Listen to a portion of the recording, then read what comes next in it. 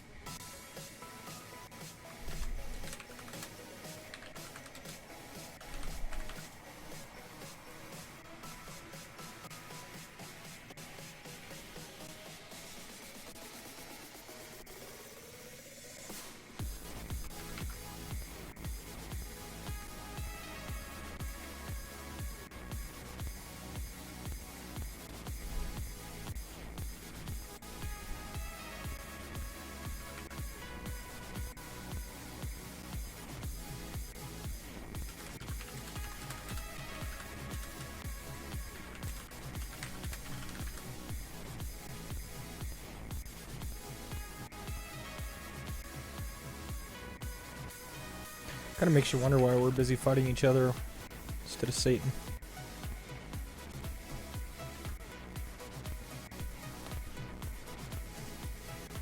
Come on.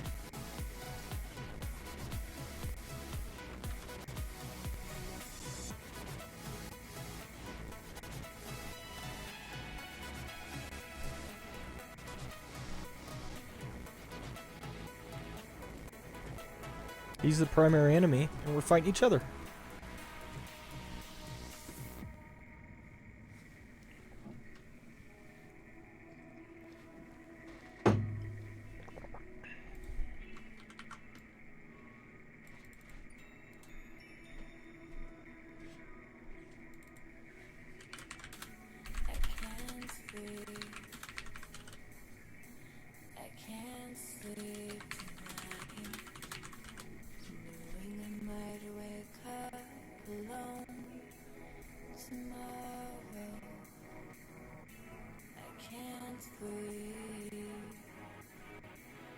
And then this is where we can go into Revelation 12.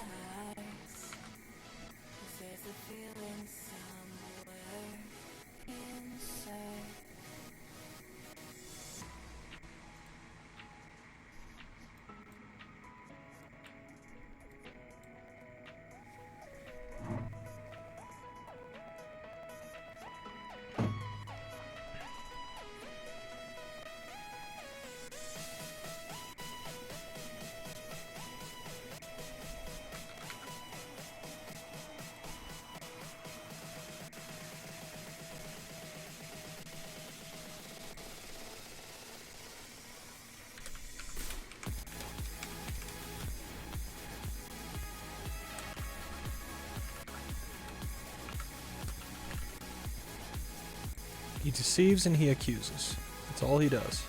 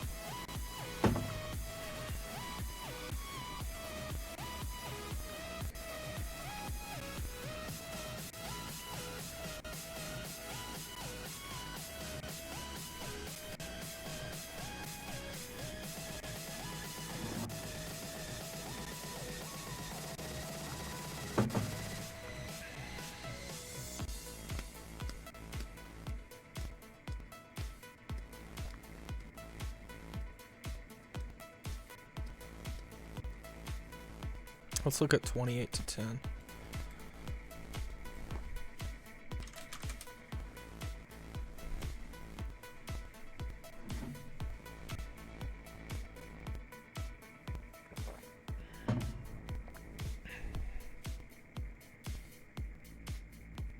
I'm going to put it down.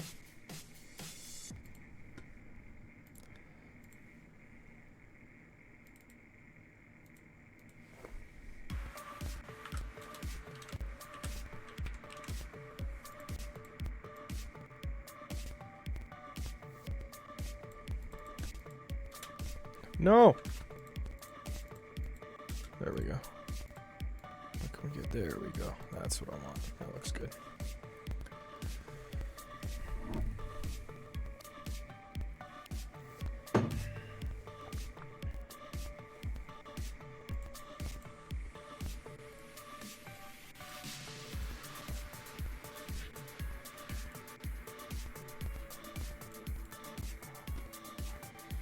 Okay, so we need to discern our enemies. Verse 33, our primary enemy is Satan and his demons. Jesus has this right. Why are we worrying about fighting each other all the time? It's really Satan and his demons that we're trying to fight. Well, the issue is, how do you discern Satan? He's spiritual. He's not physical. He doesn't show up in physical form. How can you tell who he is? And what is he primarily concerned about doing?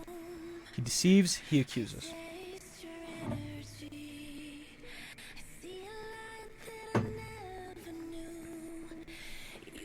And so, anywhere that we see deception, that's where Satan is. He's deceiving. That's his goal, constantly to deceive. And so,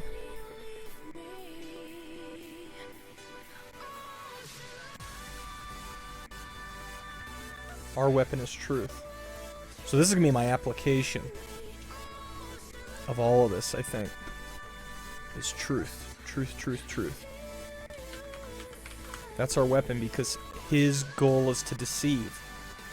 That's what he's constantly trying to do.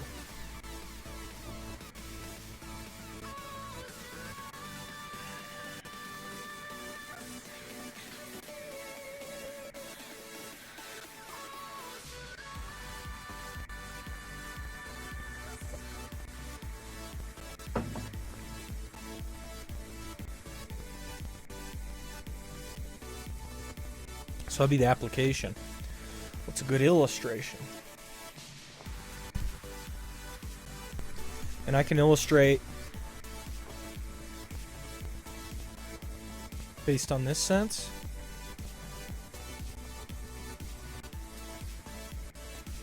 I can illustrate on any of these.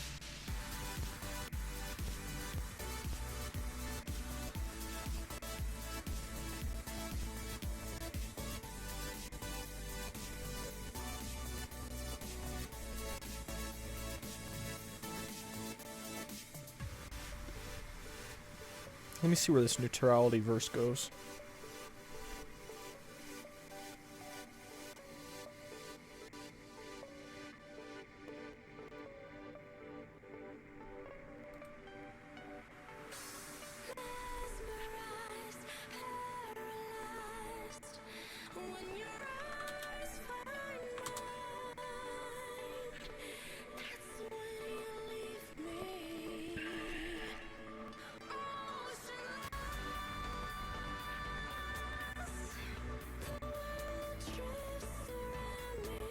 Verse 40 is that.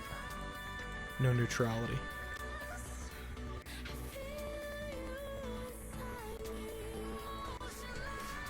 That's what verse 40 is teaching.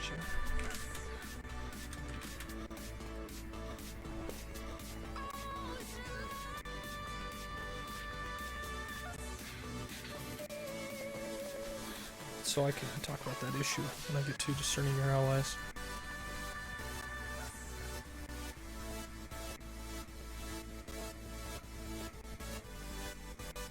Ooh, this would be a good shot for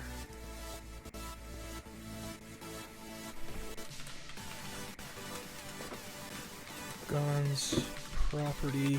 None of these are our primary things that we're grasping for. question is, are people being deceived? That's the question.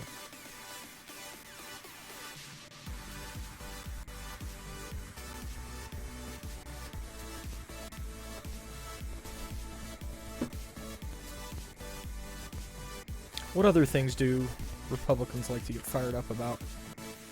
Guns, property. Maybe not free speech, because that can be a deception type of thing.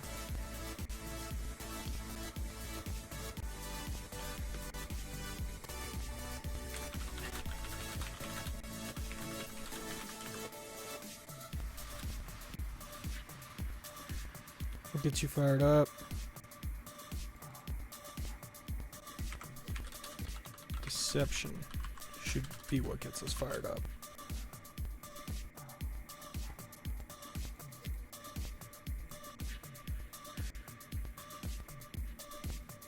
Because you can be sure that Satan's behind that.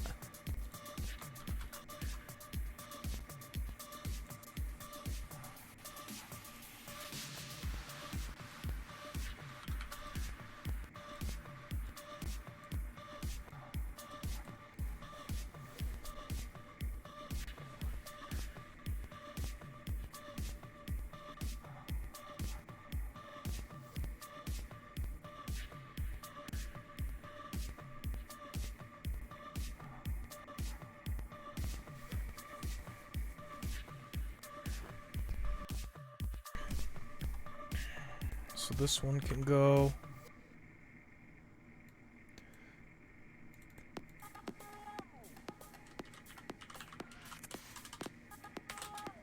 Piper essentially said this: wherever saving truth is muted or diminished or silenced, you can be sure Satan's at work.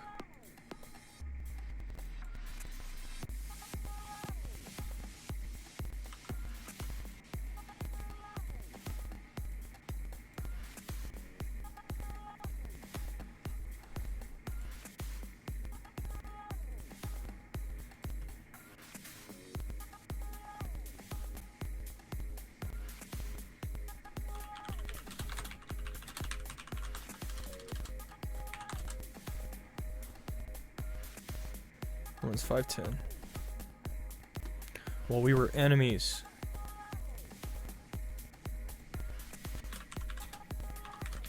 God reconciled us to himself.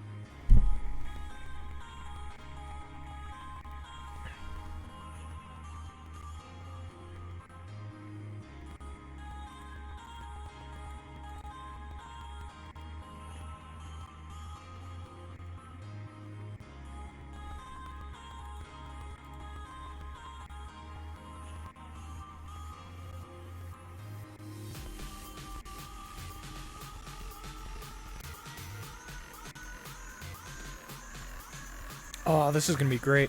So this is going to be truth to yourself.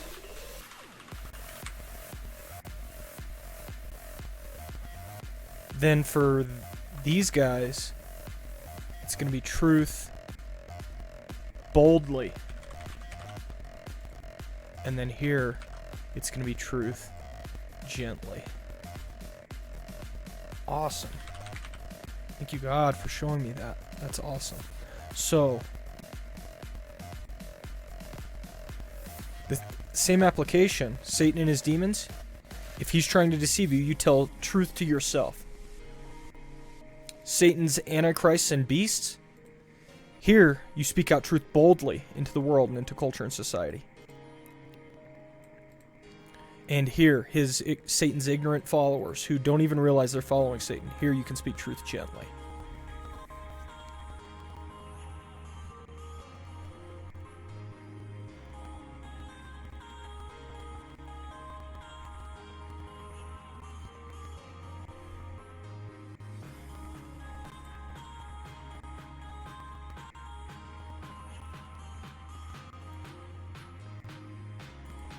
I still don't know the illustration to use here.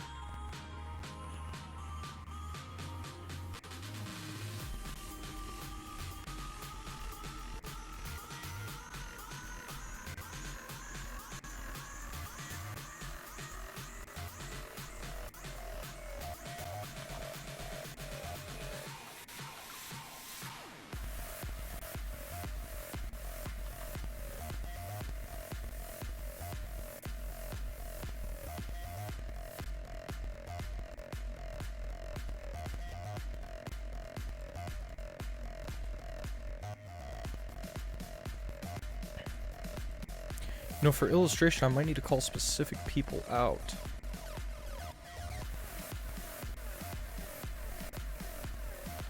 Both of these illustrations are going to be good over here. Do I have an illustration for discerning enemies?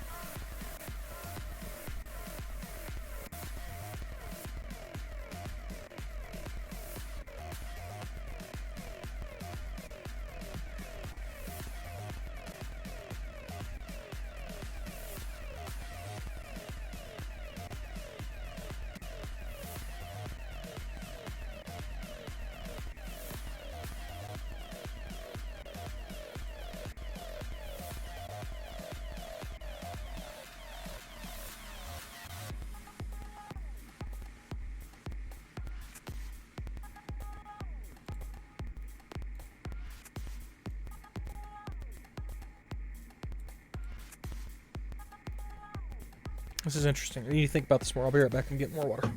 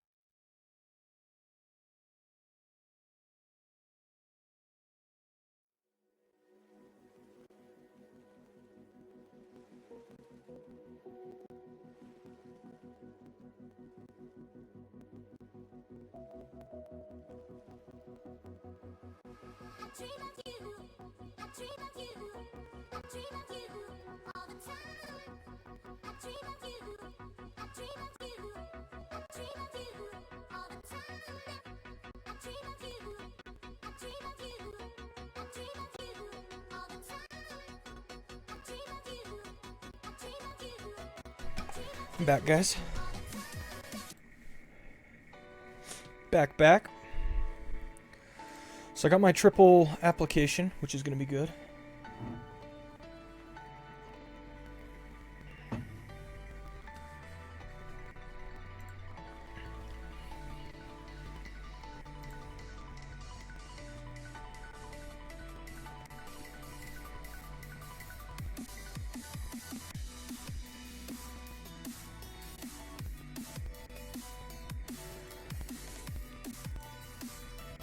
I still need to find an illustration for discerning your enemies.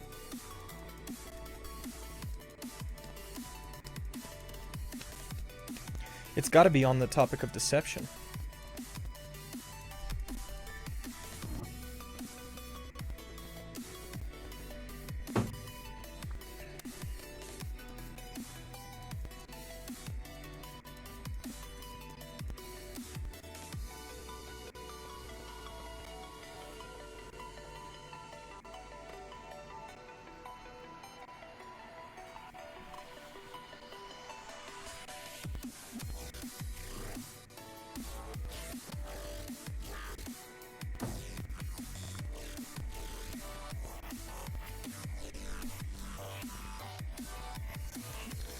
Man, not sure. This one's too fast. I need to skip it.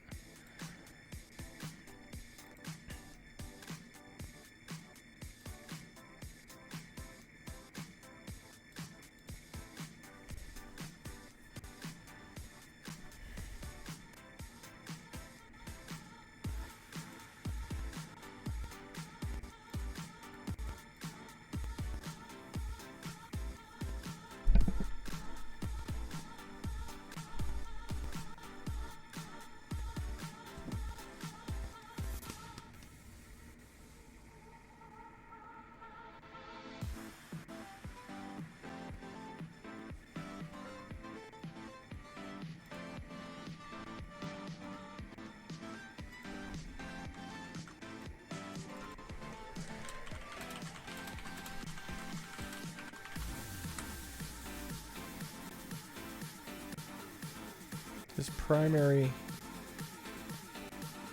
mode of deception is the gospel, saving truth.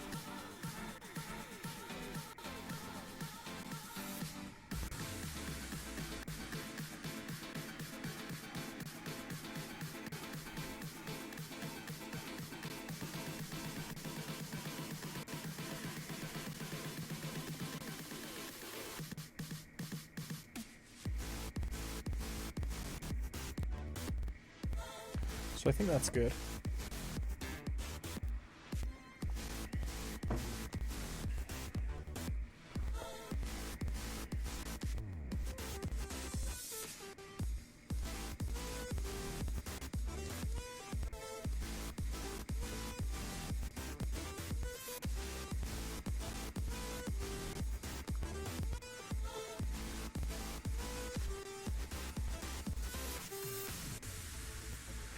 I'm gonna look at verse 38 and see if there's a preliminary thing I need to speak out on it. Yeah, see, they've missed the enemy.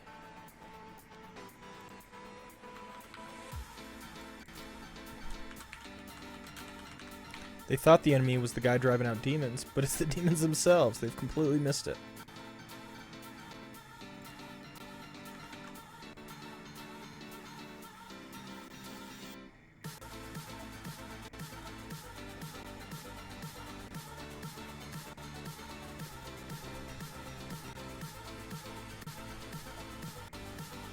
Then here's going to be the point: Satan doesn't act alone.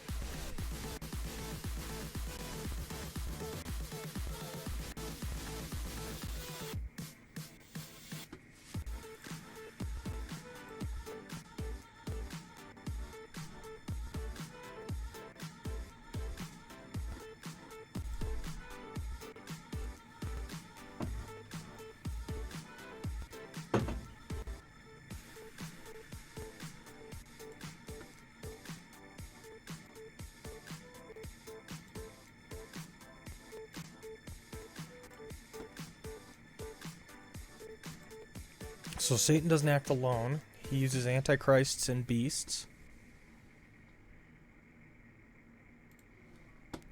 Let's just search antichrist.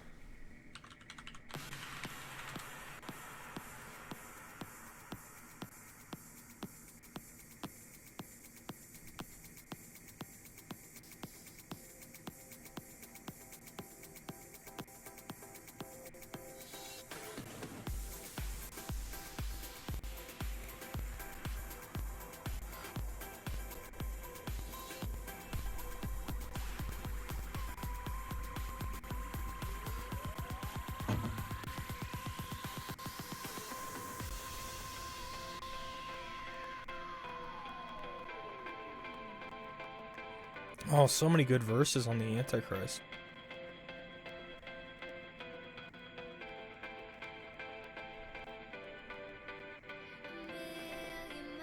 I'm gonna put all these. We're just gonna be flipping through the Bible tomorrow. It's gonna seem more topical, I think, to people. But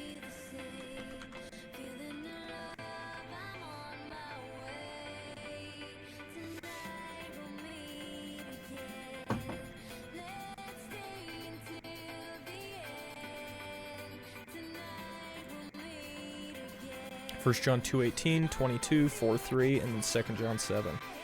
All of them are great.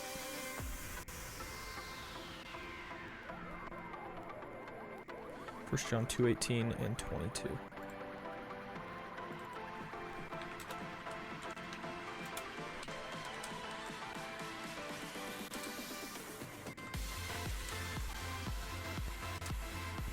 What was the other one?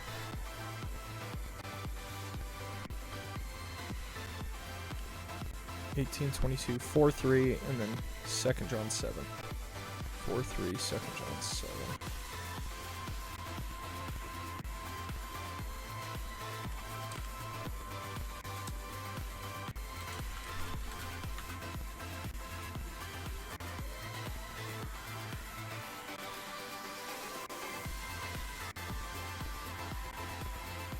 Let's make this as small as we can.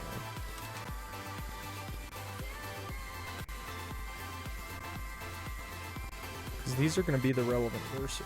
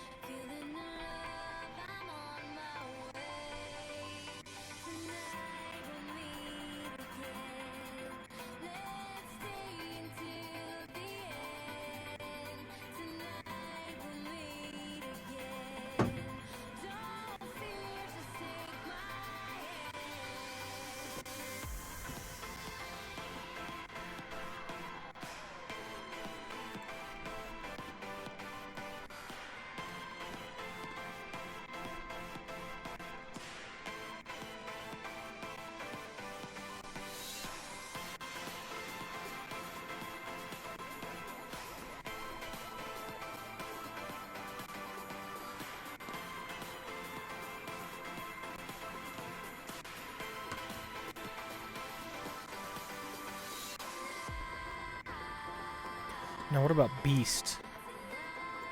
Beast.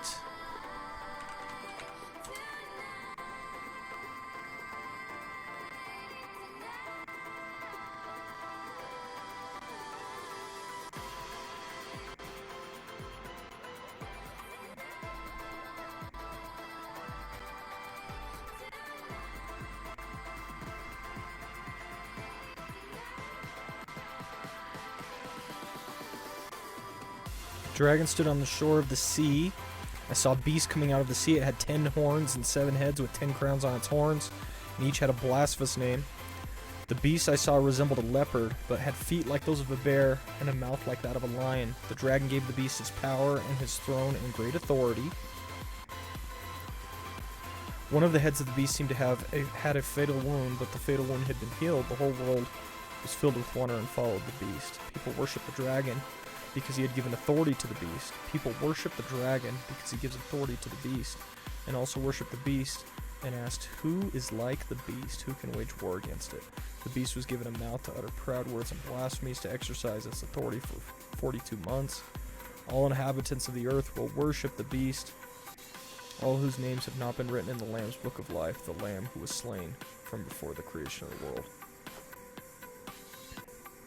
Then I saw a second beast coming out of the earth. It had 2 horns like a lamb, but it spoke like a dragon.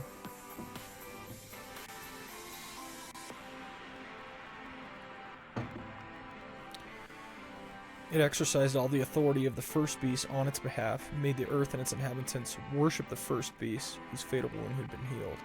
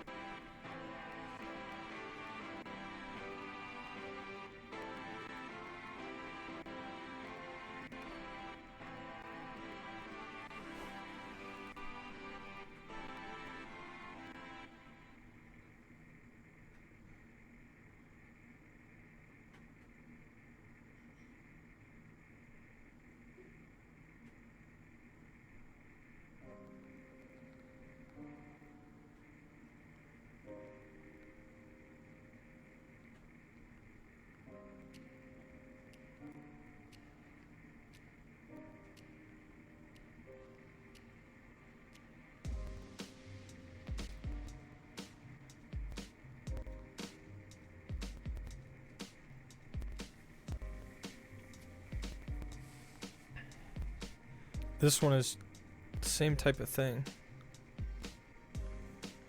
Because it deceives.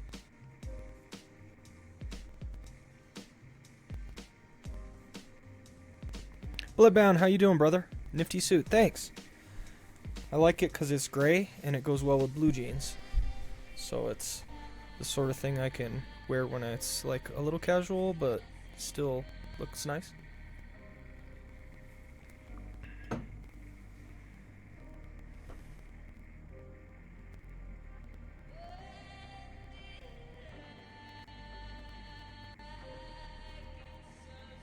Revelation 13 talks all about the beast.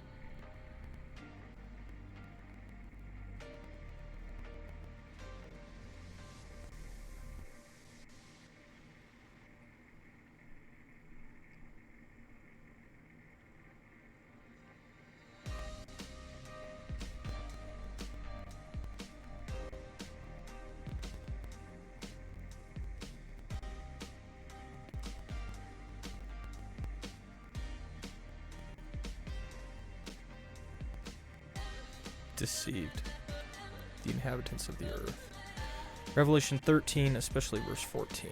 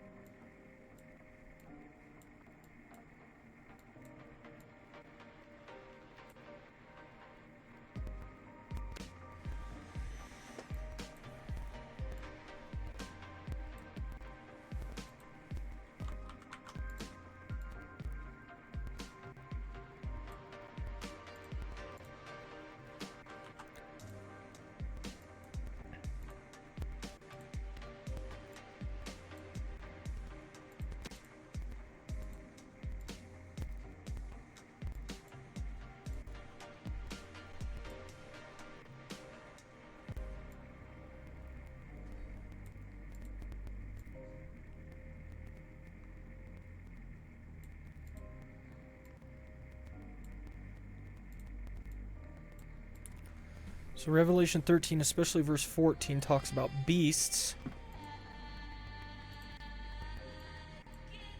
Now, what do I want people to get out of the Antichrist discussion? Let's go back real quick. They deceive.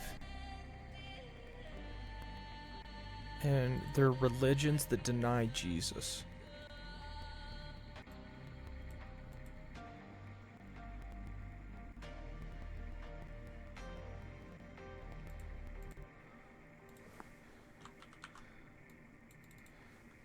Deceive, deny Jesus.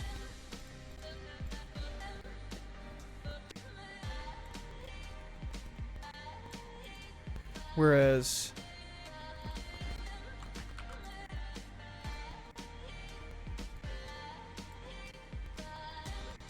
beasts, see, these deny Jesus religiously, these deny Jesus politically.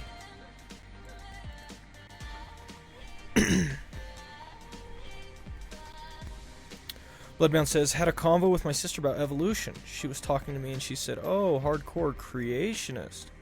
On some side note, we were talking about the dinosaurs and evolution, yada yada. And from what I know, they died off because of the flood, or maybe before. I have no idea how civilization was back then. It was some interesting creatures. But anyway, she mocked me. And she said, because the reason they barely, if not any evidence or witness about dinosaurs is because apparently they don't know.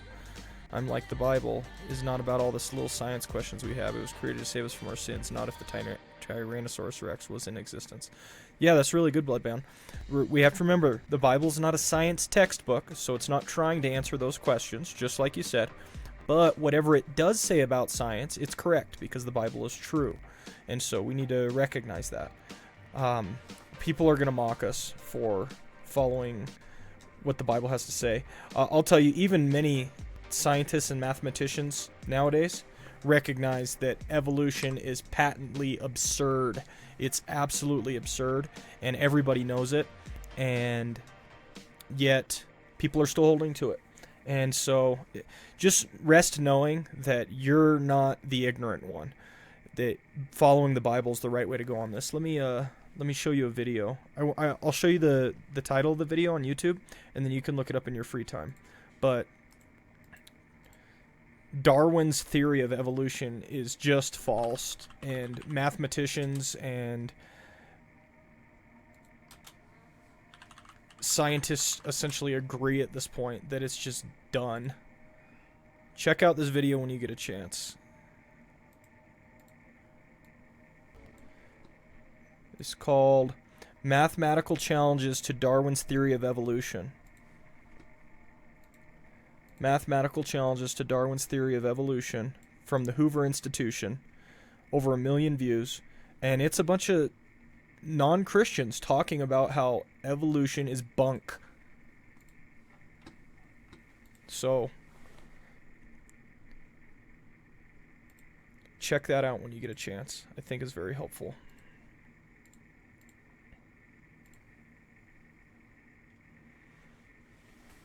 Bloodbound says, I can tell she thinks men came up with the inspiration for moral laws / rules because they notice people are basically savages, killing, pillaging, yada yada. I'm like, no, God gave it to them. If it wasn't for that info via angel messaging or straight up God, they would have just kept on sinning and dying as a sinner and not a new creation.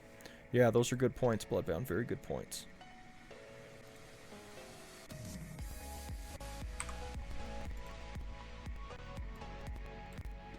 So the Antichrist deceives us by trying to get us to deny Jesus religiously. The beast tries to get us to deny that Jesus is in charge politically.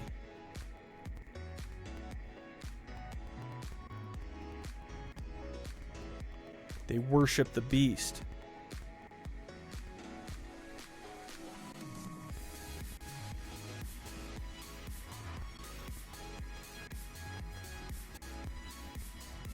Yeah, they worship the beast. This is people relying on government.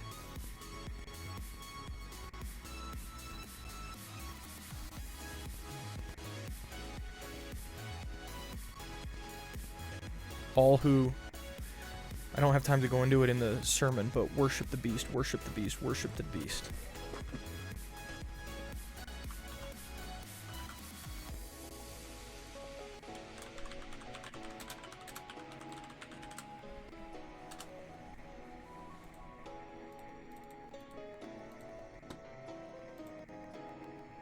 And so, this tells us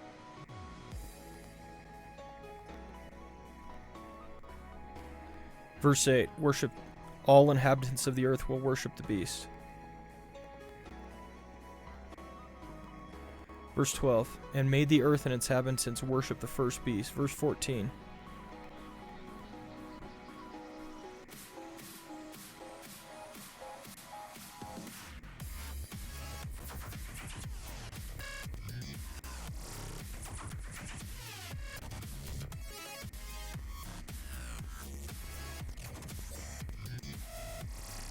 Oh, this one's got too much going on. Bloodbound says her final straw was because of God letting slavery happen in Jerusalem, Jesus times, and Egyptian times and stuff. I mean, from what I know, God doesn't want slavery at all, but the Jewish laws back then are whatever man-made, so I don't know if it was Jesus, but there was some slave rules put on. I just don't know why didn't God wipe slavery clean, something that should have been abolished. I don't know. Yeah, the fact of the matter is, biblically, Bloodbound, slavery is different in the Old Testament and the New Testament than it is. When we think slavery, we think racial kidnapping and prejudicial racial slavery like was practiced in the South. It's hard because when we talk about slavery in America, it's freighted with a lot of baggage because we all know that what happened in the South in America's history was wrong. But why was it wrong? It was wrong because it was racially based. It was kidnapping. It wasn't just slavery in the biblical sense. The biblical sense of slavery goes like this. If you get yourself into debt that you can't get yourself out of, you could sell yourself into slavery so that you could work off your debt and you would be provided for in terms of your room and board, clothing, food, all those things. Your master would provide for you while you are in slavery. And then you can work off your debt that way. That way you're not stuck in such a poor situation. Old Testament slavery looked a lot more like apprenticeship, live-in apprenticeship, than it did the slavery in the South. Imagine a situation where all of the poor people in America right now, listen to this, Bloodbound, imagine a situation where all the poor people living in America right now could sell themselves into an apprenticeship program and eat, sleep, live, breathe, and work, and their needs would be provided for, and they would learn a skill and a trade. Imagine that situation here in America. How much poverty would be relieved? That's what Old Testament slavery looked like, in large part. It looked like that. That's not the only thing, but it looked like that, largely. Bloodbound says, I mean, my question becomes, did racial racism exist, like color and stuff back then?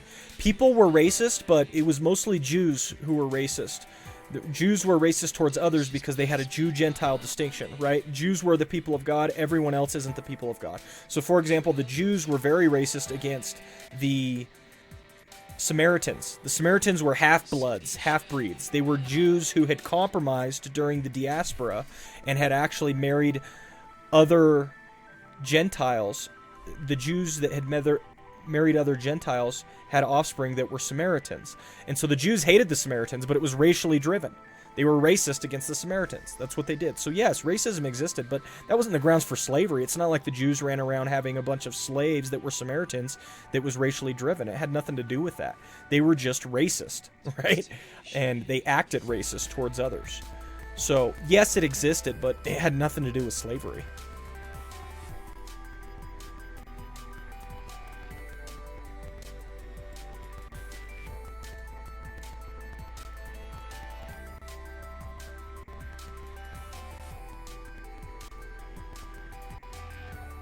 Verse 8, all inhabitants of the earth will worship the beast.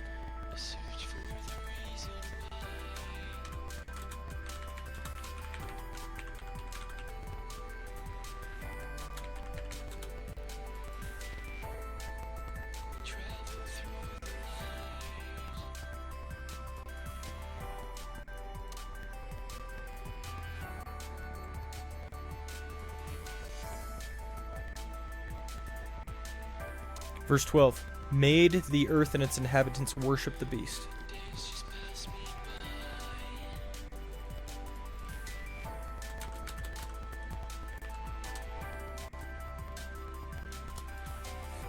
Is it 12?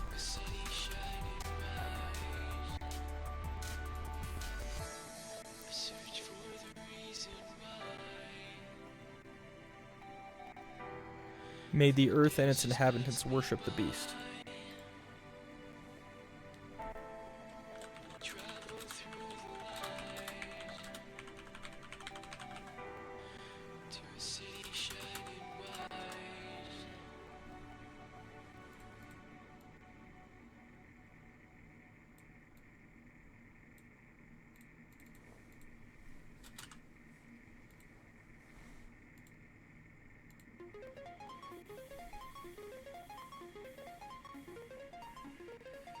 All who refuse to worship the image to be killed.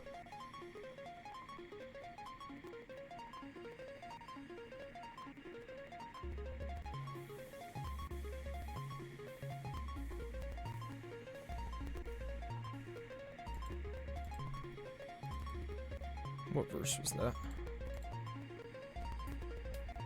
Verse 15.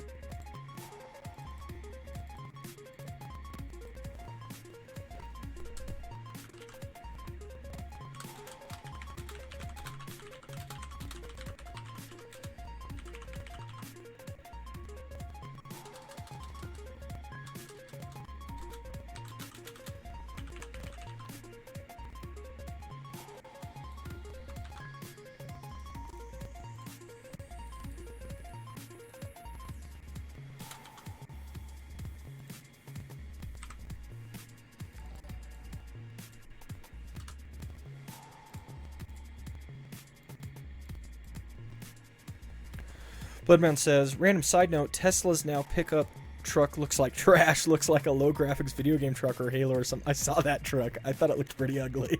That's funny. Thought it looked pretty ugly. And then, didn't they, like, try to point out that the windows were, like, shatterproof, and then they shattered, like, 2 of the windows in the middle of the presentation? That was classic. Can't make that stuff up.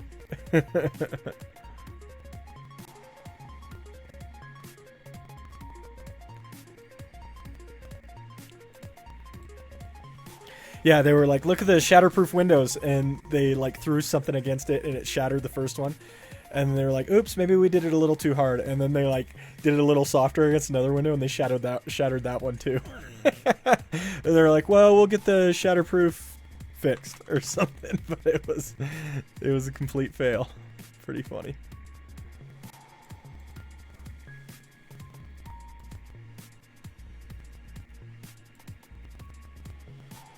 Yeah, that's pretty funny. I didn't see it, but I'd read about it. I saw the picture though, the picture of the 2 shattered windows. It was pretty hilarious.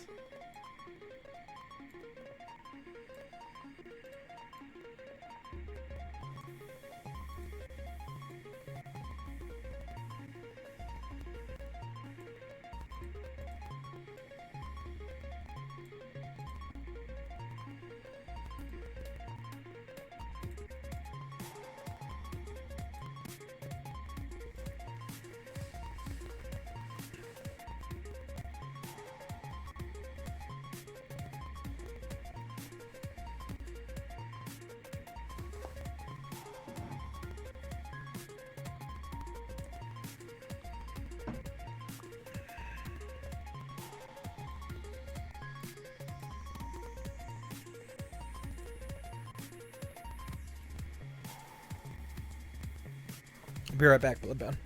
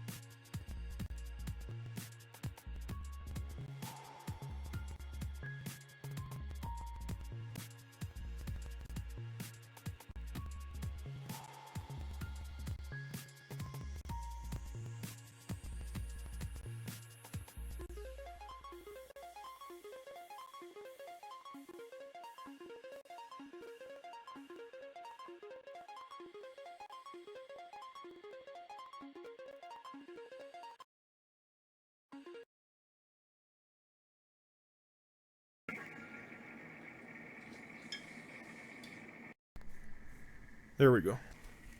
Should be better.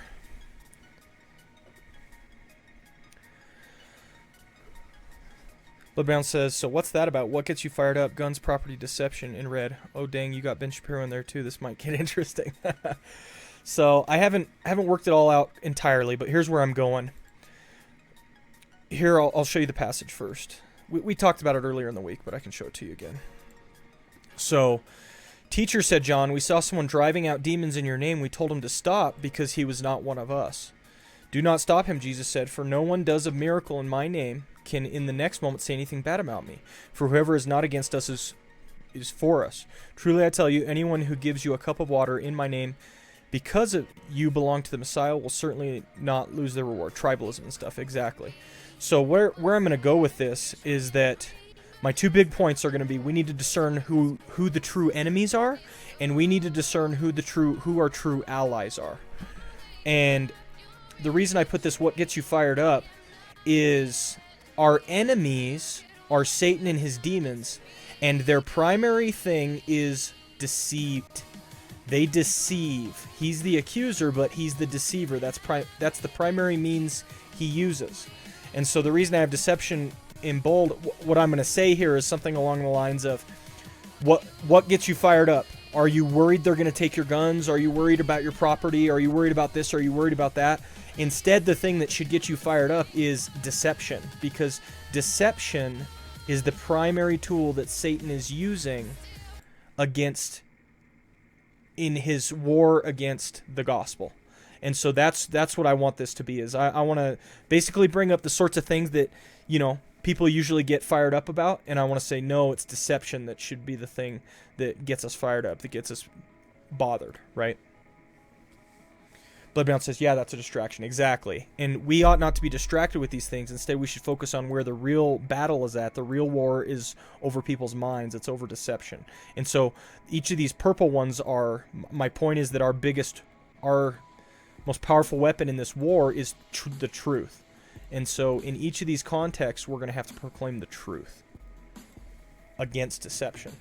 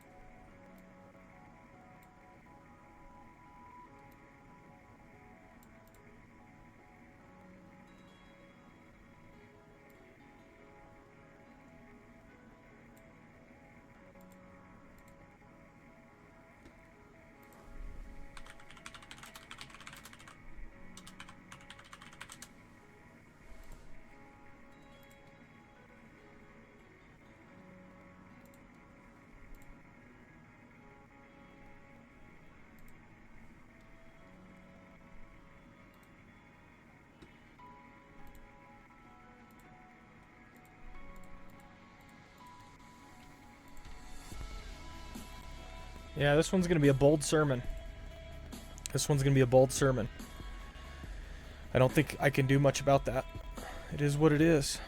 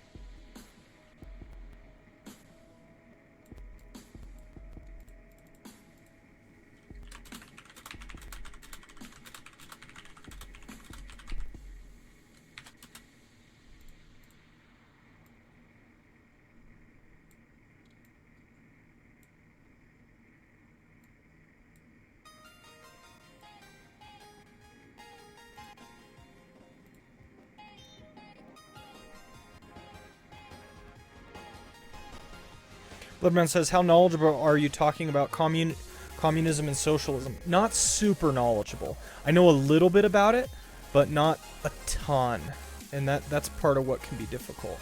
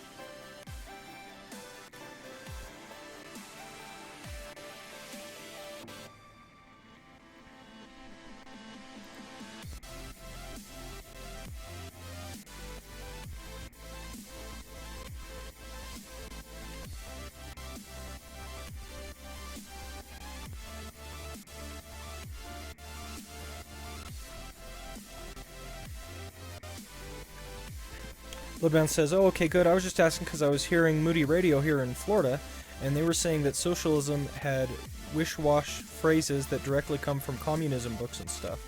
And that people who say some guy being a socialist, what? No, socialism is not like the communism people were scared off, blah, blah, blah, blah, blah. Yeah, I got you. Yeah, and I'm not super knowledgeable on all those differences. I know there are some differences and things like that, but I'm not 100% knowledgeable on that stuff.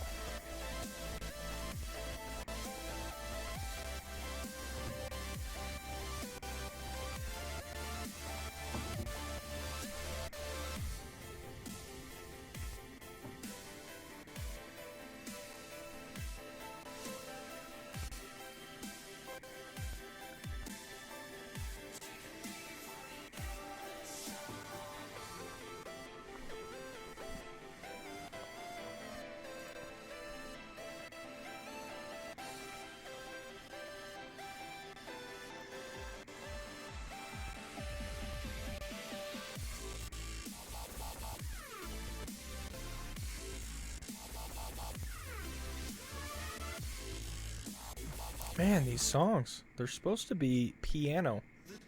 I'm under the piano tag, and it's like Skrillex.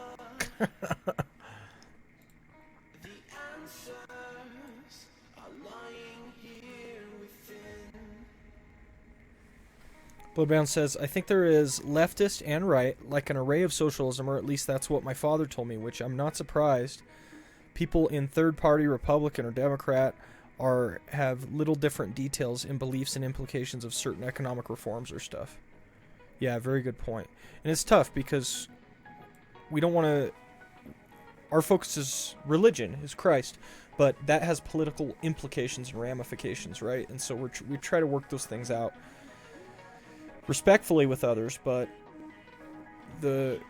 Christian truth has an impact on the types of political positions we'll hold or think about, those sorts of things.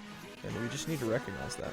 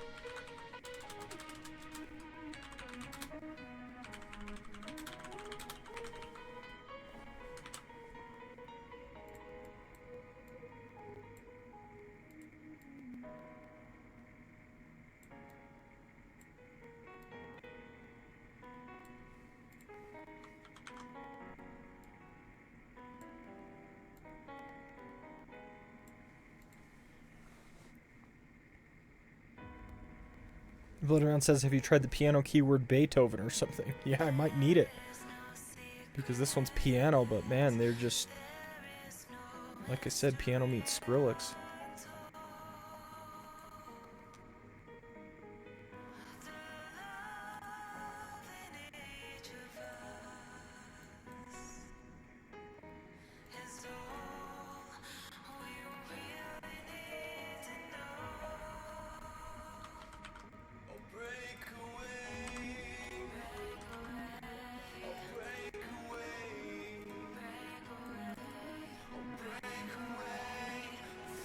They're giving you like dubstep made from electric virtual piano. That's exactly right, yes.